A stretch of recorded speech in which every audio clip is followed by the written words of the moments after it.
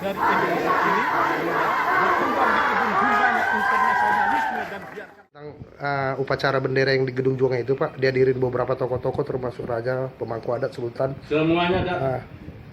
Tonggak sejarah baru yang bagaimana sih Pak ini? Tonggak sejarah baru ya. Semuanya dimulai ya. Iya Pak. Dimulai dari Amerika menjadi penguasa dunia unik ya. Kan udah berubah semuanya. Tadinya kan Amerika takut sama itu, sama Uni Eropa. Iya. Nah, yang bermain kan Uni Eropa tadi. Meskipun Amerika sebagai pemenang perang dunia kedua. Tapi melalui filosofi liberty, equality, fraternity, revolusi Prancis, eksekutif, yudikatif, legislatif, demokrasi, ini yang diturutin kalian. Kalau demokrasi itu demokrasi Nusantara ala Indonesia. Kalau Bung Karno bilang, kau jadi Islam gak usah turut-turut jadi Arab. Kau jadi Kristen gak usah turut-turut jadi sama Yahudi. Peganglah itu adat istiadat nenek moyang. Ya dong. Kenapa? Dimulai dari kekayaan seluruh dunia yang kasih makan sama bangsa-bangsa itu dari sini sampai ke dimulai, wah gimana kasih makannya? Ya dasar. Sekarang saya kasih tahu. Itu 140 juta kilogram emas mamanya dari mana? Dari Jerman, dari Cina, dari Perancis, dari Indonesia.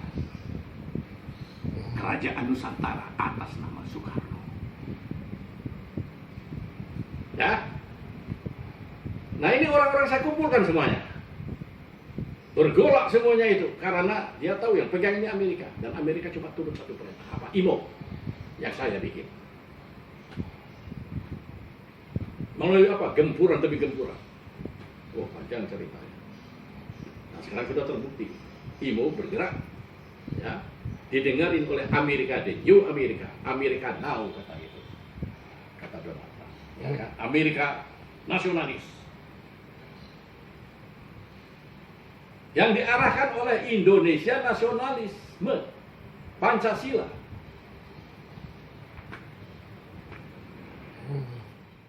Bagaimana tidak menjadi satu tonggak sejarah baru kalau sudah kayak begitu. Pemerintah, mereka siapa ngerti nggak sejarah bangsa Indonesia ini apa? Makanya kan saya selalu bilang, don't ever leave the history behind. Jangan sekali-sekali meninggalkan sejarah. Saya kumpulkan semuanya itu. Orang-orang yang berani-berani.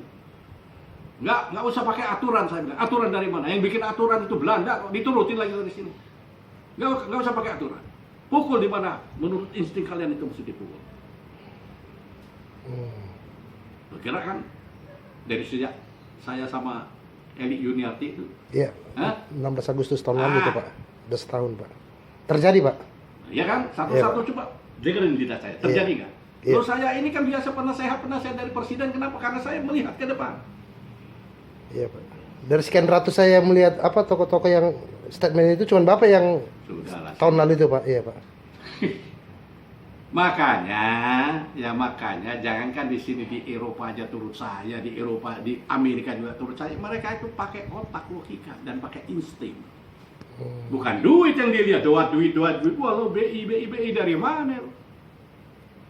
Namanya BI siapa sih? Yang dibuktikan BI itu nggak ada artinya. Iya. Nah, kalau udah orang ngumpul kayak begini semuanya, tahu melalui Amerika akan digebrak, didobrak semuanya sistem perbankan. Dan Amerika itu minta restunya kemana? Minta restunya kemana? IMO. IMO itu apa? Itu sebetulnya di dalam IMO itu yang mimpin angkatan 45 yang asli ya, bukan nggak tahu angkatan 45 apa ini sekarang ini. Yang asli. Siapa yang asli? Ini saya hidupkan kembali.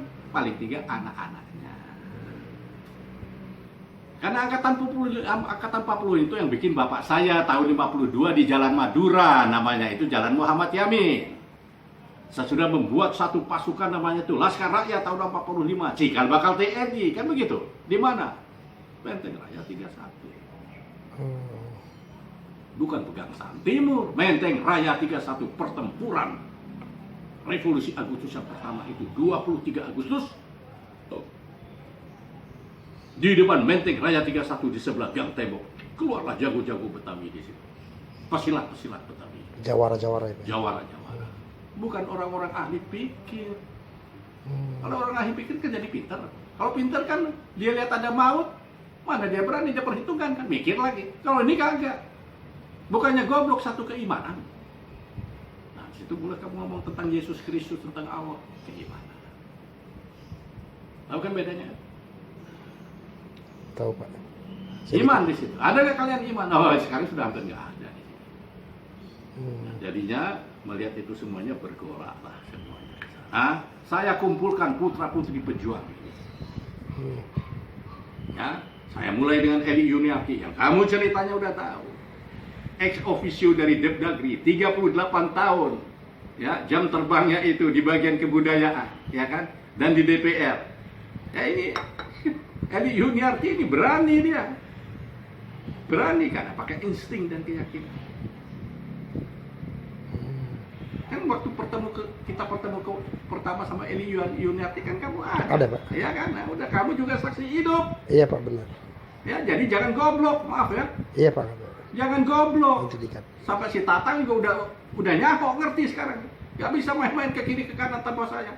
Saya satu-satunya peninggalan dari angkatan 46 yang asli. Dan saya ngerti. Bukan Tatang. Tatang turut saya tadinya sama almarhum Mas Susanto Suprapto. Ngerti ceritanya? Oh, ini sejarah yang kita bikin. Ngerti Pak. Dengan mulai ditangkapnya saya di Swiss tahun 98. Kenapa? Bawa suratnya Soekarno. Oh, ditangkap, meledup. Turun gitu. Komite 300. Yahudi turun, bukan orang Jawa. Bukan orang Batak, bukan orang Sumatera. Takut mereka orang Yahudi turun. Loh, saya bukan orang Yahudi, tapi kenyataan. Pakai insting mereka. Waduh, ini jangan sampai mati. Mau dibunuh dia sama orang-orang Yahudi lain. Ini Yahudi nggak tahu dari mana datang turun. Selamatin kita. Ya takutlah Swiss sama komite 300. Takutlah. Jadi itu kan Allah lagi, Tuhan lagi, Yesus lagi kalau ngomong. Kan gitu. Iya. Ya kan? Bergerak dunia mulai dari sana. Ditanya Soeharto diapain? Saya jawab, jatuhkan. Meletup situ kemudian. Ya. Semuanya itu event demi event. Itu berlomba semuanya. Gayung bersambut. Membentuk sampai sekarang ini. Terjadi satu pertemuan kita dalam mengambil alih kembali kekuatan angkatan 45 yang asli Soekarno A.M. Hanafi. Dua ini yang bentuk loh. Kalau Soekarno-Hatta hanya membacakan, peledukannya itu Soekarno A.M. Hanafi. Ngerti kamu bedanya? Tidak ada Soekarno, tidak ada A.M. Hanafi. Dan 11 pemuda proklamasi yang nyulik ke Rengas Dengklok, Bung Karno nggak akan berani dia proklamasi. Kaum pemuda ya Pak ya? Itu yang dibilang 11 pemuda proklamasi. Ya, ditopang sama peta itu ya, peta yang nepang juga turut di sana. Nah, sudah dari peta ya bergerak lagi ke Jakarta itu dibentuknya kemudian hari-hari itu Laskar Rakyat oleh A.M. Hanafi. Ini cikal bakal TNI sebetulnya ada 3, 1 Kenil, 2 peta, 3 yang terakhir ini Kenil dibikin Belanda sama antek-anteknya, orang-orang yang dibayar. Peta dibikin oleh Jepang merekrut orang-orang Indonesia. Laskar Rakyat ini jago-jago silat Betawi yang dikumpulkan. Itu di luar peta sama Kenil, Pak. Hah? Di luar peta sama Kenil. Di luar peta sama Kenil. Yang original ini tuh, Pak. Nah, ini yang asli orang-orang Melayu, orang Sunda, terutama Betawi, jago-jago Betawi. Nah, itulah terjadi pertempuran di sana. Dan ini nggak ada sejarah, Pak. Loh, itu sejarah nggak boleh dicatat. Iya. Karena apa? Ini orang-orang pro rakyat, nggak boleh. Karena apa? Bela kalian, biar kalian modal menurut mereka, kan gitu. Nggak boleh ditimbulkan. Kalau ditimbulkan, bangkitlah kalian. Ngerti. Dengan mulai ditangkapnya saya di Swiss tahun 98. Kenapa? Bawa suratnya Soekarno. Oh, ditangkap, meledup. Turun gitu. Komite 300. Yahudi turun, bukan orang Jawa. Bukan orang Batak, bukan orang Sumatera. Takut mereka orang Yahudi turun. Loh, saya bukan orang Yahudi, tapi kenyataan. Pakai insting mereka. Waduh, ini jangan sampai mati. Mau dibunuh dia sama orang-orang Yahudi lain. Ini Yahudi nggak tahu dari mana datang turun. Selamatkan kita. Ya takutlah Swiss sama Komite 300. Takutlah. Jadi itu kan Allah lagi, Tuhan lagi, Yesus lagi kalau ngomong. Kan gitu. Iya. Ya kan? Bergerak dunia mulai dari sana. Ditanya Soeharto diapain? Saya jawab, jatuhkan. Meletup itu kemudian. Ya. Semuanya itu event demi event. Itu berlomba semuanya. Gayung bersambut. Membentuk sampai sekarang ini. Terjadi satu pertemuan kita dalam mengambil alih kembali kekuatan angkatan 45 yang asli Soekarno A.M. Hanafi. Dua ini yang bentuk loh. Kalau Soekarno-Hatta hanya membacakan, peledukannya itu Soekarno A.M. Hanafi. Ngerti kamu bedanya? Tidak ada Soekarno, tidak ada A.M. Hanafi. Dan 11 pemuda proklamasi yang nyulik ke Rengas Dengklok, Bung Karno nggak akan berani dia proklamasi. Kaum pemuda ya Pak ya? Itu yang dibilang 11 pemuda proklamasi. Iya. Ya, ditopang sama peta itu ya, peta yang nepang juga turut ke sana. Nah, sudah dari peta ya bergerak lagi ke Jakarta itu dibentuknya kemudian hari-hari itu Laskar Rakyat oleh A.M. Hanafi. Ini cikal bakal TNI sebetulnya ada 3, 1 Kenil, 2 peta, 3 yang terakhir ini Kenil dibikin Belanda sama antek-anteknya orang-orang yang dibayar, peta dibikin oleh Jepang merekrut orang-orang Indonesia. Laskar Rakyat ini jago-jago silat Betawi yang dikumpulkan. Itu di luar peta sama Kenil, Pak. Hah? Di luar peta sama Kenil. Di luar peta sama Kenil. Yang original ini juga. Nah, ini yang asli orang-orang Melayu, orang Sunda, terutama Betawi, jago-jago Betawi. Oke. Nah, itulah terjadi pertempuran di sana. Dan ini nggak ada sejarah, Pak. Loh, itu sejarah nggak boleh dicatat. Iya. Karena apa? Ini orang-orang pro rakyat, nggak boleh. Karena apa? Bela kalian, biar kalian modal menurut mereka, kan gitu. Nggak boleh ditimbulkan. Kalau ditimbulkan, bangkitlah kalian. Seperti sekarang, apa kan nggak bangkit ngeliat saya? Iya. Ngeliat saya nggak bangkit kalian? Iya. Bangkit Pak.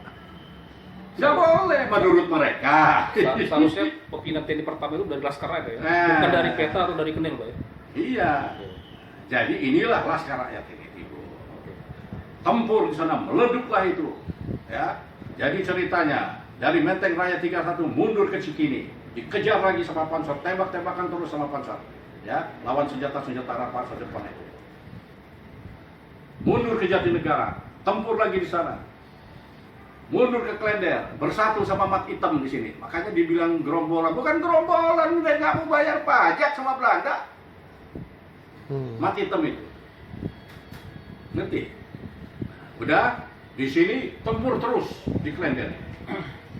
Mundur berangkat lagi sampai ke Kerawang, di situ bersatu di garison-garison benteng-benteng dari peta, di situ tidak terkalahkan. Makanya ada sajak dari Hairil Anwar antara Kerawang Bekasi itu kan tidak kalah-kalah. Jadi putus hubungan Jakarta dan Jawa Tengah, diputusnya di Kerawang. Nggak bisa masuk ke Jakarta. Sampai Bung Karno bilang, Hanafi, cobalah ini kan Jakarta ini saya bikin kota diplomasi, janganlah kau bercokol di sana. Jangan ke sana, sudah ke Jawa Tengah aja. Hijrahlah ke Jogja. Nanti gara-gara Bung Karno sebetulnya nggak bisa masuk, udah Belanda di sana, nggak kalah-kalah kok. Ada orang-orang Jepang, orang-orang Jepang yang gabung, balas dendam dia sama ini, sama Belanda. Melalui Laskar Rakyat, gitu loh ceritanya loh. Tambah kuat lagi, dia punya pengalaman, orang-orang hei apa itu tuh peta itu, ya kan? Nah di situ ceritanya, hijrah ke Jogja, terjadilah satu lagu Hampir Malam di Jogja. Ini ceritanya. Pak, kalau dilihat lurus sejarahnya diluruskan lagi Pak, artinya pucuk pimpinan pertama itu harusnya dari Laskar Rakyat Pak ya? Memang Laskar Harusnya Rakyat. Letnan Jenderal Anak Barhayat Nah, iya. Hanafi, bukan Hanafi. Urip Sumiharjo atau Itu Sudirman. baru Mayor Jenderal itu Iya. Pak Harto atau perintah Bung Karno ngelantik di Oke. MBAD. Iya. Tadinya cuma sampai kolonel. Oke. Sudah itu Hanafi itu menceburkan diri, ya, mengkoordinasikan, mengkonsentrasikan di bidang politik. Juga menurut saya salah, nggak punya pasukan. Iya. Semuanya pasukan-pasukan gerilya apa segala itu kan punya dia semuanya. Iya. Tapi udahlah. Nah, jadi kemudian direaktifkan lagi oleh Pak Harto atas perintah Bung Karno, itu menjadi mayor jenderal di MPAD tahun 66 sebetulnya. Nah, itu dalam rangka tadinya membentuk barisan Soekarno, kan? Nah, jadi sebetulnya Pak Hanafi itu cuma sampai kolonel, ya. Nah, kolonel yang maju tempur itu kolonel sebetulnya jenderal. Nah, di situ kemudian cikal bakal TNI itu memang salah satunya itu adalah Laskar Rakyat. Tapi karena ini bentukan orang-orang yang cuma berani doang, ya, nah memang butuh bantuan, makanya dilebur semuanya itu menjadi BKR-TKR. Dari BKR-TKR jadi menjadi Angkatan Perang Republik Indonesia. Disitulah naik kemudian Jenderal Sudirman, Urip Sumoharjo dari Kenil, ya, nah, gabung semuanya. Tapi dasarnya pencetusan perang itu meleduk itu melawan Belanda itu dari Menteng Raya 31 ini yang harus dihidupkan kembali. Karena tanpa Menteng Raya 31 Bung Karno tidak akan berani bikin proklamasi. Karena Bung Karno itu bekerja sama Jepang, apa-apa dia tanya Jepang, apa-apa dia tanya Jepang. Mau jadi apa Indonesia, tanya Jepang dulu. Jadi apa? Itulah seorang Bung Karno. Nah, Hanafi nggak mau tanya-tanya aja, gebuk sekalian. Dia gorokin kepala Jepang itu duluan. Nah, itu ditanam tengkoraknya itu di Gedung Juang. di garasi itu yang tadinya itu adalah pohon Palem. bukan pohon ala asem itu. Pohon apa namanya gede itu, kan ada pohon kapuk apa pohon apa. Bonsai. Di situ kan ada pohon gede itu, makanya setan-setannya masih ada. Coba kalau tidur malam itu kalau digerak yang itu. Gila sih bisa bangun ini. Saya kan pakai ilmu hitam, putih kayak pun gua bangunin semuanya. Pakai ketakutan kan semuanya. Pak, pertanyaan saya Pak, setiap peringatan ulang tahun TNI, apakah Laskar ini diundang nggak Pak? Enggak, karena ya tidak, karena dalam TNI itu ya Laskar Rakyatnya mana orang-orang yang sudah dibenamkan. Hah? Jangan tidak saya suruh itu Amerika hidupkan itu melalui TNI Angkatan Darat, kan gitu. Nah, saya mulai dari Kodam sama elit. Kamu datang nggak? Si Heri yang datang itu Mel. Iya, di Kodam, Mbak. Iya. Kodam, ya nggak pakai aturan itu wah COVID apa itu. Nggak ada ceritanya COVID dari mana. Kumpul semuanya sana. Berani dia masuk Kodam nih. Nggak ada yang berani COVID. Tentara main situ, ya kan? Aturan dari mana itu aturan? Yang perlu di negara kayak begini lu mau main apa? Ngomong tentang COVID? Mak dikipe. Ya bahasa Betawinya itu mak dirodok. Habis kalau nggak digituin bagaimana dikira kita takut? Geraklah orang-orang muda itu dari Bintal, disambung sama itu Pangdamnya, sambung sama jadi kan itu gayung bersambut, Iya. sambung sama itu, sama siapa itu Andika, udah timpa aja itu vaksin Sinovac, ganti vaksin Terapan, jadi gayung bersambut itu. Maksudnya gini Pak, kalau sejarahnya diperbaiki, diluruskan, dikonstruksi Pak, bisa nggak nanti diukur TNI yang 5 Oktober nanti itu ada perwakilan dari Laskar Rakyat, selain dari Bisa peta atau dari sejarah saja dihidupkan. Iya. Yang saya minta, don't ever leave the history behind. Ya, tidak usahlah barangkali menimbulkan kecemburuan. Udah nggak apa-apa. Ya, Angkatan Darat, Laut, Udara. Oke, kepolisian. Kita lihat lagi. Kalau dulu kepolisian itu memang ring satunya Bung Karno. Tapi lain sekarang kan dipakai lain lagi. Ya kan? Udahlah, tapi udahlah kita lihat lagi. Jadi jangan sekali-sekali meninggalkan sejarah. Saya hidupkan kembali, kamu ceritanya tahu di Gedung Juang asal muasalnya dari orang-orang yang tanpa banyak pakai peraturan. Peraturan dari mana? Peraturan dulu barangkali. Gua nggak pakai peraturan kita adalah apa yang tertulis di penderitaan kita ini. Dan insting kita terhadap Maha Ilahi ini bagaimana coba? Itu peraturan. Nah sudah itu mau tulis, coba kamu tuliskan. Tapi jangan kau bilang harus di amandemen itu segala amandemen dari mana? Kalau kurang adendum di situ, bukan amandemen kan menghancur baukan ini semua. Interest kalian sebagai rakyat kan sudah tidak ada. Karena dia apa? Siapa yang suruh? Amerika yang mana? Ayo kita sikat. Baik.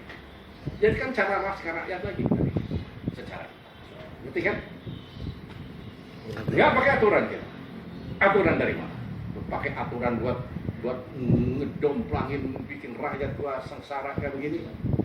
Nah, sekarang lo bawa Cina, nah, emangnya saya nggak tahu cerita Cina kan? Nah itu intinya, ya. Makanya bergeraklah kekuatan armada ke-7. NATO, SEATO, bergerak semuanya itu. Sudah di Laut Cina Selatan, kita bilang tunggu dulu. Kita tidak perlu langsung tempur begitu. Ini adalah untuk showdown. Bahwa lo mau perang, kita sambut perang sama kalian. Kalau perlu, tapi kalau ada satu taktik yang lebih tajam lagi, jangan perang. Tapi showdown, kapan aja perang, kalau Cina mau kita perang. Ya, tapi ada hal yang lebih dahsyat lagi. Pak Harto kelabakan, dikerjain sama Cina ini. Lebih dahsyat dari Yahudi Cina ini. Yahudi minta tolong bagaimana ini? Udah, gini caranya. Nah, ini yang terjadi. Tapi tunggu dulu ya, satu komando. Oke, siap, komandan. Ini yang berangkat sekarang. Apa sampai di kepala orang Indonesia ini? Hah? Sampai nggak menurut kamu? Nggak kan? Emang gua pikirin sampai apa enggak? Sekarang udah mana itu? Sudah, berjalan terus. Apa yang menghalang giling di sana? Baru lu nyaho. Siapa putra-putra pejuang? Mau tempur, kita siap tempur. Buktinya apa saya? Gerakan itu kok. Armada ke-7. Nah itu, saya itu. Dan ini kamu lihat ya. Mereka sudah mendarat di Sumatera Selatan. Mendarat di Kalimantan, Sulawesi, saya bilang, jangan pergi. Jangan pergi. Kamu lihat ini, saya bilang jangan pergi. Kamu lihat tidak akan pergi. Kamu lihat tidak akan pergi itu armada. Karena putra-putra perjuang bilang, jangan pergi. Kenapa jangan pergi? Loh, kita bayar mereka kok. Gimana nih? Bahkan kapal induk Inggris sudah tiba, Biar Pak. modal. Kalau saya kasar aja ngomong, biar modal. Lu cari kok. Lu yang Kita harus kemana, Pak? kita adalah mercusuar dunia.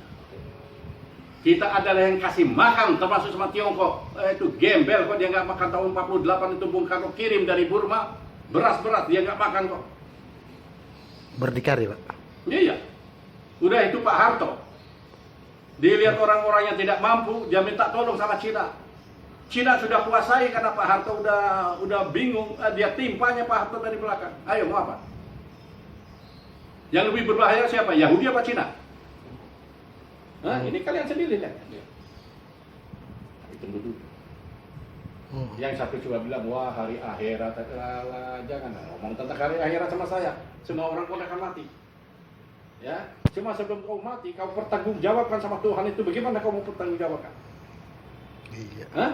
Ngomong aja di masjid sama ayat-ayat, lu jualan ayat, lu tambah goblokin bangsa kita ini kalau begitu. Ngerti? Ngerti, Pak. Boleh ayat, cuma aplikasinya apa? Karena buat mereka, buat kita tidak.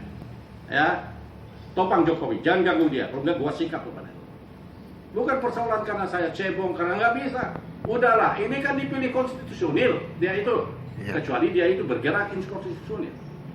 Orang-orang yang di sekelilingnya konstitusional, yang inkonstitusional, nah ini tunggu dulu kita benahi. Tapi Jokowi ini kan kepepet. Masa ya presiden dibilang petugas partai, yang benar aja loh. Hah?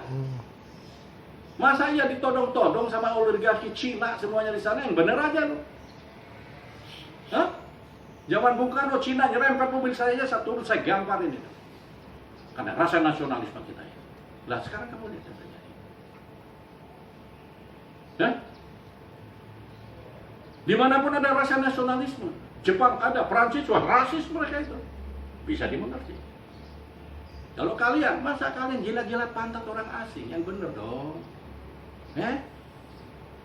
Wah, bagaimana hidup lu? Dasar nggak ngerti sejarah lu, jangan jadi menteri nggak ngerti sejarah.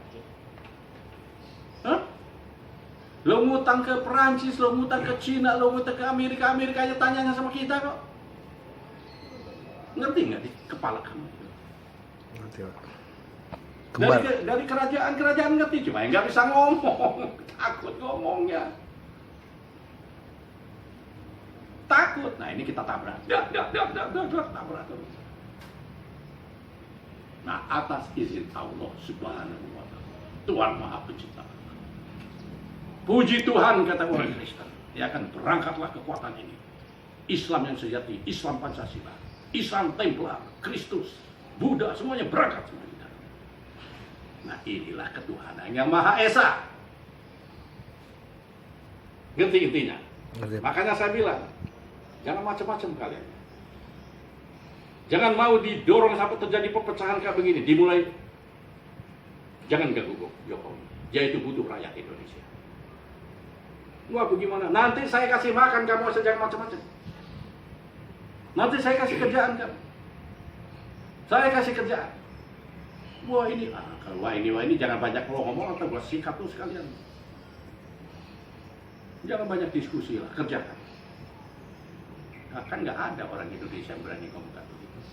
Hah? Udah berapa puluh tahun kita bicara tidak diperhatikan. Oh kalau gitu buat sikat aja. Baru ngerti orang Indonesia. Saya mengingat Bung Karno pernah ngomong Pak bahwa revolusi belum selesai.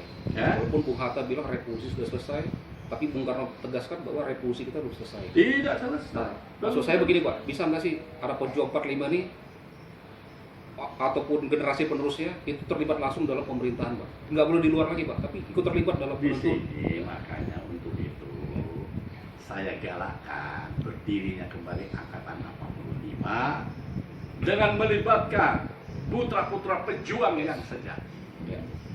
Ya, nah dari situ itu ditempa lagi semuanya itu, ya, bahwa bergerak sekali lagi bergerak, jangan cuma ideologi Ya. dan intelektual saja, tapi keberanian maju ke depan. Ya. Hukum dari mana? Hukum adalah antara Allah, alam dan insan. Nggak usah turut-turut hukum yang dibikin barat lah, ya, legislatif, eksekutif, yudikatif, belum tentu.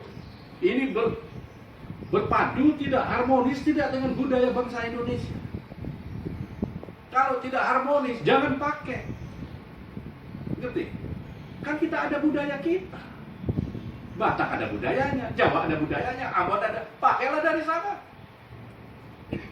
Jadi jangan ansik, wah itu legislatif, eksekutif, yudikatif, begini-begini. Nah inilah jadinya. Ya, sudah hitung paling gawat lagi pasal 33 Undang-Undang Dasar 45 disikat habis semua. Tunggu dulu kalau sudah kamu gitu. Tunggu dulu. Nah, jadi untuk itu harus pendidikan. Dididik mental, building karakter. Apa? Ya, kalau saya orang pesilat ya, makanya semua saya bentuk dengan jiwa raga. Mental building, karakter building. Ya. Jadi mensana in corpore sano. Mental yang bersih di dalam badan yang kuat. Anak-anak muda itu kayak orang Jepang dulu. Ya, bentuk satu mental pejuang. Mental samurai, bushido. Nah ini harus itu. Rasa nasionalisme, bushido. Jangan nyari duit aja lo pada lo. Duit itu dibentuk sama otak kok, sama satu idealisme. Hah? Nah ini yang perlu dari. Jadi jangan cuma ngigel tadi di karaoke, enggak. Jangan cuma ke masjid doang. Buktikan bahwa Allah itu ada juga. Yang tersiratnya apa? Buktikan, jangan ngomong doang. Kan begitu. Janganlah ngomong tentang hari akhirat, bunuh diri dong. Terlalu hari akhirat. Nah inilah mentalitas yang begini harus ditambah. Saat-saat. Wah makan bikin apa? Saya bikin makanan. Saya bikin kalian makan, tapi kamu kerja ya. Di samping kerja itu bikin mensana in corpore sano. Pikiran sehat di dalam badan yang kuat. Apa? Bentuk lagi satu militantisme di dalamnya. Seperti Jepang. Ya, bushido. Bikin lagi semua. Bentuk mental itu kita. Nah, kalau sudah satu keberanian, nah, sudah. Jadi percedas lagi dengan keahlian-keahlian. Dan keahlian itu memang sudah disetujui dalam apa? Digitalisasi. Ya, ke depan ini yang menyelamatkan bumi, tapi dibilang kalau cuma doa aja nggak ada makna bisa kau selamatkan. Kau kerja dengan cara internet, digital, online. Itulah program ke depan ini, digitalisasi.